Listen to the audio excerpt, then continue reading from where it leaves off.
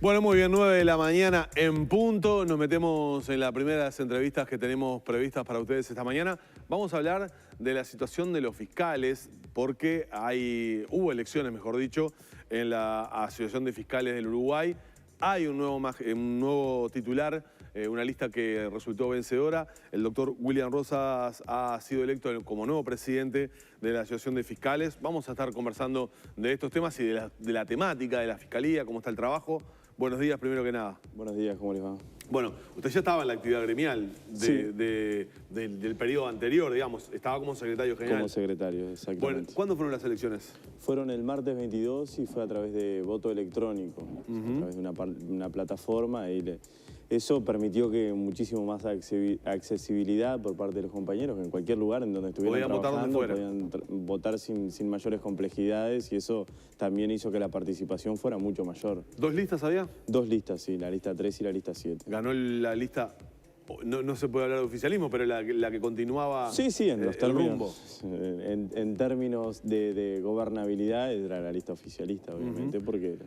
¿Y qué le espera a los fiscales para estos 2 años próximos, que es el periodo, digamos, de mandato al frente de la Asociación de Fiscales? ¿Qué se imagina? Porque estamos en un escenario absolutamente distinto al que le tocó a la directiva anterior, digamos, ¿no? Sí, nosotros en la directiva anterior tuvimos muchísimas complejidades también, en el sentido de que tuvimos un conflicto laboral, tuvimos, si recordarán, el lamentable fallecimiento de una compañera en el año 2019, hubieron paros, se llevó el conflicto al Ministerio de Trabajo, estuvo después, cuando pensamos que ese conflicto laboral lo íbamos a sanear, fuimos al Ministerio de Trabajo, después en la parte de lo que es en implementación interna, en la parte de infraestructura y creación de fiscalías, íbamos a ir al Parlamento con el presupuesto a solicitar que se destinaran recursos, que se crearan fiscalía, que se crearan cargos. Apareció la LUC. Eso nos insumió el debate en la interna porque habían propuestas dentro de esa normativa que cambiaban nuestra dinámica de trabajo totalmente. Entonces fuimos a dar nuestro parecer al Parlamento. Vino la pandemia, eso también en cuanto a la organización interna marcó un cambio en la dinámica de trabajo de los fiscales, y también estuvimos abocados a eso, y después el tema del presupuesto. O sea que tuvimos muchísimos asuntos que nos fueron concitando la atención permanentemente. La realidad también es harto compleja en cuanto a lo que es la situación sanitaria y la forma de la dinámica de trabajo de los fiscales, y siguen pendientes muchísimas cosas de las condiciones de trabajo de los fiscales que necesitamos que se cambien, que se mejoren, y eso también es lo que va a concitar nuestra atención en todo este periodo. Claro, le quería preguntar, ¿qué objetivos tienen justamente para esta gestión? Y el objetivo es que en la dinámica interna existan cambios prácticos que permitan sobrellevar la tarea de los fiscales de una mejor manera. ¿Cuáles serían esos cambios? A ver. Y en las dinámicas de trabajo, en cuanto a la organización, en cuanto a lo que tiene que ver con la distribución de las cargas de trabajo. Seguimos reclamando por una delegación efectiva de trabajo para que los fiscales se puedan dedicar a la tarea jurisdiccional, vendría a ser, y no estén cumpliendo tareas administrativas que obviamente esas tareas tendrían que ser delegadas en otros funcionarios. Estamos siempre pendientes de que se cubran todas las vacantes que existen, sobre todo en el interior del país, porque en el interior del país, en un equipo de 3, en una fiscalía de Artigas, de Bella Unión, de Rivera, donde falte uno, complejiza totalmente la posibilidad de llevar adelante esa tarea, y en algunos lugares inclusive faltan 2 personas de esos equipos. ¿Y esas vacantes no se cubren por falta de fiscales o por falta de recursos? En realidad, el tema de las vacantes es una cuestión que tiene que ver con trámites administrativos para cubrir esas vacantes que necesitamos que se agilicen o dentro de la Fiscalía, dentro del Poder Ejecutivo o mismo dentro del Parlamento. Nosotros hacemos el seguimiento de dónde está ese trámite, para, en el caso que corresponda, ir a las autoridades y decirles, nosotros hemos ido al Parlamento a pedirles por favor que se aprobaran determinadas venias, porque la designación de un fiscal necesita venia del Senado. fuimos a requerirle a la comisión que se dedica a eso, a requerirles por favor que se aprobaran esas veñas porque teníamos lugares en el interior del país que estaban acéfalos, o sea que faltaba el fiscal titular y eso es muy complejo porque para un fiscal adscripto, pongámosle, estar con un equipo disminuido y encima tener la responsabilidad de todo eso lo que sucede y sin un titular es muy complicado y tengamos en cuenta que hay lugares en el interior que son muy complejos y que requieren que estén los equipos completos, en realidad todos, pero unos más inclusive. ¿Tienen más carga por lo multimateria los fiscales del interior que los fiscales acá en Montevideo?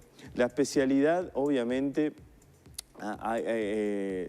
le da la posibilidad al fiscal de enfocarse, ya sea en flagrancia, en homicidios, a enfocarse a eso. La multiplicidad complejiza esa cuestión, inclusive que todavía están pendientes muchos expedientes, muchos casos que son del Código anterior. Código viejo. Eso, si bien ha avanzado muchísimo, no se ha liquidado y eso también es una competencia que tienen los fiscales del interior, que en Montevideo eso también está especializado. En la mayoría del interior esa especificidad no existe y eso también es una carga que tienen más, y sobre todo en dinámicas en donde hay fiscalías de turno único, donde esos fiscales, ese equipo fiscal está todo el mes de turno y está todo el mes con todas estas cuestiones, son dinámicas muy particulares y muy penosas de trabajo para todos esos fiscales que están ahí.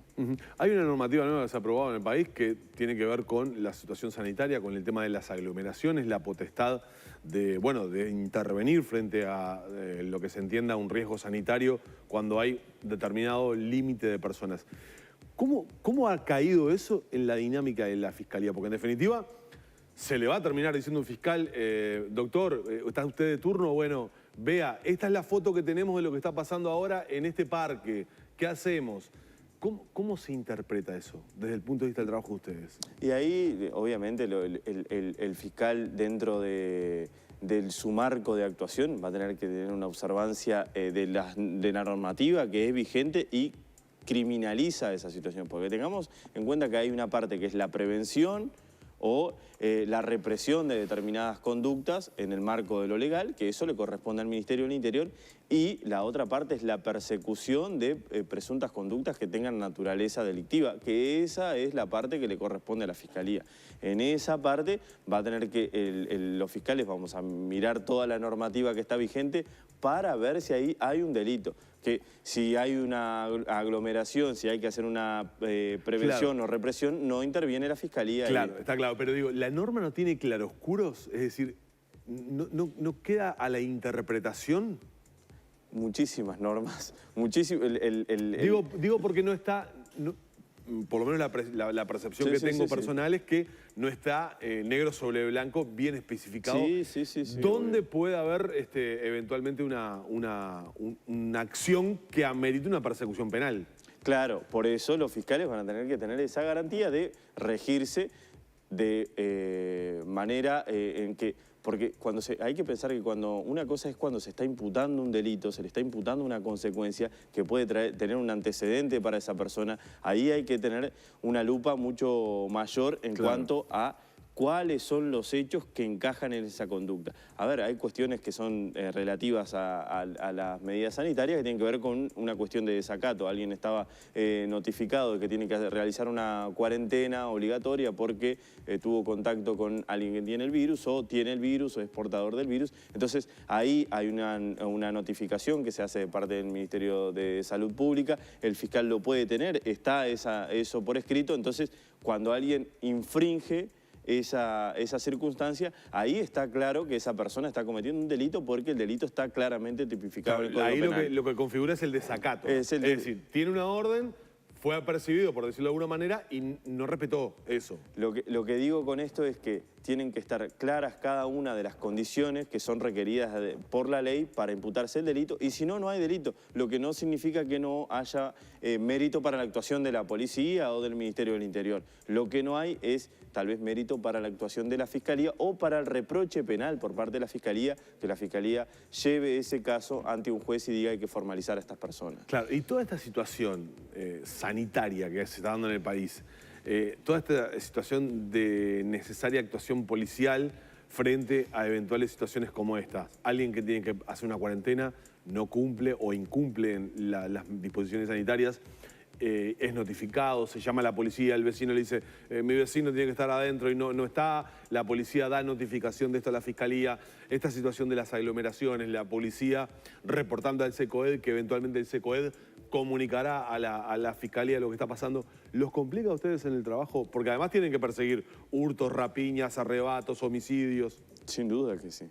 Sin duda que sí. Obviamente es una dinámica del país que a muchísimos trabajadores se le complica la situación, al personal médico, a los que trabajan en la salud, a los que trabajan en los medios de transporte, lo que fuere. O sea, todos vemos la situación complicada por la situación de la pandemia y los fiscales no estamos ajenos a esta situación, sobre todo por estas zonas grises que se dan, que es trabajo que nosotros tenemos que asumir, que se suman a lo que ya está, porque está todo en actividad, o sea que la dinámica delictiva sigue totalmente presente, o sea, no hay una disminución de gente en la calle, al menos es lo que uno puede ver. Entonces, se suma, es una carga más a la tarea que ya tienen los fiscales, obviamente, que es una preocupación que también tenemos en nuestras dinámicas de trabajo, totalmente. Bien. ¿Cómo están trabajando ustedes con el tema de la pandemia desde el punto de vista sanitario? Porque, a ver, hay un detenido, la policía lo traslada al lugar de trabajo de los fiscales, se hace, bueno, el interrogatorio correspondiente antes de eventualmente llevar a una audiencia a esa persona para ser imputada. En cuanto a disposiciones sanitarias, a espacios, a distancias, a protocolos de cuidado. Y ahí está lo real y lo que es el deseo que nosotros tenemos, lo que nosotros hemos abogado porque se hiciera. Lo real es que cuando hay un detenido en flagrancia sigue prácticamente la misma dinámica que se realizaba sin que existiera la pandemia, con los cuidados o los protocolos sanitarios que establece el Ministerio de Salud Pública. Lo que se podía pensar y que nosotros lo hemos propuesto desde abril prácticamente es que se pensaran en situaciones de videoconferencias, en que a través de las plataformas, de las nuevas tecnologías se pudiera hacer sin que existiera un traslado mayor, desde que la persona pudiera estar en un lugar asesorado por su defensor, o sea, garantizarle el derecho a la defensa, que el fiscal pueda estar en otro lugar, ya sea en su despacho, y que en el Poder Judicial el juez esté en otro lugar, garantizando que de esa manera no existan traslado, que no existan contactos. Para eventualmente formalizaciones e imputaciones o para la indagatoria fiscal. Para todas las audiencias, para todas las diligencias que se requieran,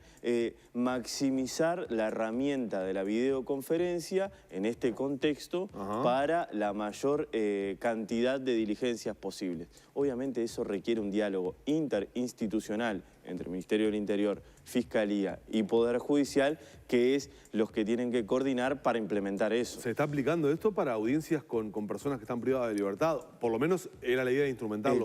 ¿Eso está sucediendo? Eso está sucediendo, porque en algunos centros de reclusión, creo que en la mayoría de los centros de reclusión, hay salas de videoconferencia que son desde el Poder Judicial, que pertenecen al Poder Judicial. Entonces, el fiscal y el defensor concurren a la audiencia, está el juez, y el que no se traslada es el detenido o la persona que está recluida. En algunos juzgados de ejecución de acá de la capital me ha tocado estar en audiencias en que vía Zoom el fiscal está en la fiscalía, el juez está en su despacho y el imputado está ya sea en el centro de reclusión y el defensor está en su despacho también. Esa es la dinámica que nosotros entendemos que podría proyectarse para todas las diligencias. Lo que hace es minimizar la posibilidad de contacto, de traslado y reduce el riesgo sanitario. ¿Y qué ha pasado con esa propuesta entonces? ¿No ha tenido eco? Nosotros hemos ido a la Fiscalía de Corte con esta propuesta y la respuesta es que en el diálogo interinstitucional no se ha avanzado en la relación entre la Fiscalía y el Poder Judicial, que es lo que se necesita coordinar para implementar todas estas cuestiones. Bien, me quedan pocos minutos y le quiero preguntar, porque el Observatorio de Criminalidad del Ministerio del Interior está publicando cada 3 meses, creo, los datos de evolución de los delitos en nuestro país. En el último reporte daba cuenta de una baja de muchos de los delitos que los tienen a ustedes a diario ocupados. ¿Ustedes lo notan eso en el trabajo o no? Lo que pasa es que lo que nosotros, lo que llega a nosotros es cuestiones que están para investigar o que ahí nosotros personalmente, porque solo podría hablar personalmente. Sí, la fiscalía de donde usted trabaja. No hemos notado ninguna baja. Lo que sucede es que a veces los descensos en los porcentajes no impactan en los casos a que nosotros tenemos a considerar, porque o tenemos cuestiones que son de flagrancia y la flagrancia siempre está, eso no disminuye, o cuestiones que nos ponen en bandeja para que nosotros investiguemos, que es una distribución que hace otro departamento que depura, prioriza y asigna. En ese caso, obviamente siempre asigna una cantidad de casos a determinada fiscalía, entonces nunca vamos a poder ver si el impacto en una disminución de la cantidad de delitos en lo que tenemos a conocimiento nosotros, que es el único marco en el que podemos tener alguna proyección de cómo se da la dinámica delictiva. Bien, y le quiero preguntar, porque meses atrás se hablaba o escuchábamos a fiscales quejarse de alguna manera o no quejarse, plantear la problemática que les generaba la cantidad de casos que tenían en la bandeja de entrada, es decir, para investigar, para ver si había mérito, si no había mérito. Ese volumen de carpetas de investigación en la bandeja de entrada para el trabajo de ustedes, ¿ha disminuido o la cantidad sigue siendo la misma? Según la evolución que nos ha mostrado al gremio de fiscales la Fiscalía General de la Nación, ha habido una evolución por parte de todos los equipos fiscales respecto a disminuir esa cantidad de casos en bandeja, según nos ha dicho la Fiscalía, salvo excepciones. Obviamente, con el tema al principio de la pandemia, que hubo mucho teletrabajo, le da la posibilidad al fiscal de poder ver esos casos sin estar en la dinámica, en la vorágine esa, que viene una persona que consulta por una carpeta, que tiene que ir cubriendo la urgencia. Entonces, esa dinámica de teletrabajo permite estar un poco con determinado sosiego y poder ver esos casos que si estuviera yendo a la oficina todo el tiempo no lo podría ver, y eso ha permitido tal vez disminuir la cantidad de casos que tenemos en las carpetas de investigación. ¿En Montevideo faltan fiscalías de flagrancia? No. En donde faltan fiscalías es... Está bien, o sea, Montevideo, flagrancia está cubierto. El número de fiscalías de flagrancia es el ideal porque permite dividir la cantidad de zonas en cuatro turnos semanales, que permite una dinámica perfecta. Donde faltan fiscalías es en el interior, donde faltan fiscalías es en los turnos únicos, faltan fiscales letrados suplentes y tal vez falten fiscalías especializadas en Montevideo de acuerdo a la dinámica que tienen de trabajo las fiscalías especializadas. Pero en flagrancia no faltarían fiscalías. Bien, y pensando en la cobertura de esas necesidades, si hoy se dijera, bueno, hay presupuesto disponible y hay disposición del Senado a votar todas las veñas que surjan, ¿hay personal humano para cubrir eso? Porque digo, un fiscal no lo sacás de la noche a la mañana. Se tienen que hacer concursos de oposición y mérito para cubrir esas vacantes, que sería algo fenomenal que estuviéramos hablando de que se tienen que hacer los concursos, porque estarían ya las fiscalías creadas y los cargos dispuestos, que es una reivindicación que nosotros estamos abogando desde hace muchísimo, desde que está el nuevo código, y que no hemos tenido mucho éxito hasta el momento. Bueno, doctor, éxitos en la gestión y seguramente temas vamos a tener de sobra para estar conversando en estos próximos 2 años. Gracias por habernos acompañado a la mañana. Gracias a ustedes. Cerramos la entrevista con el doctor William Rosa.